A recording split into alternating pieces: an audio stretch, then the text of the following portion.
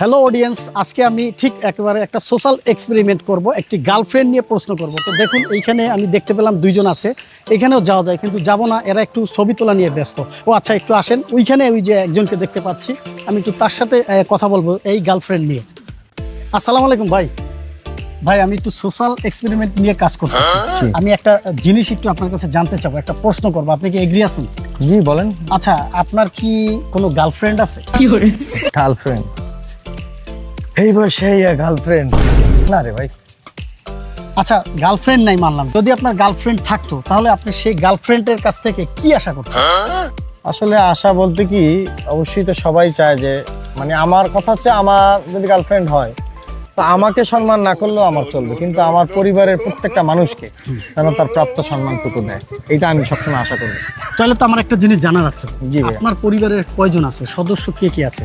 আমার পরিবারে ভাইয়া আছে যে আমার মা, আমার স্ত্রী আর আমার একটা ছেলে সন্তান। কি? জি ভাই।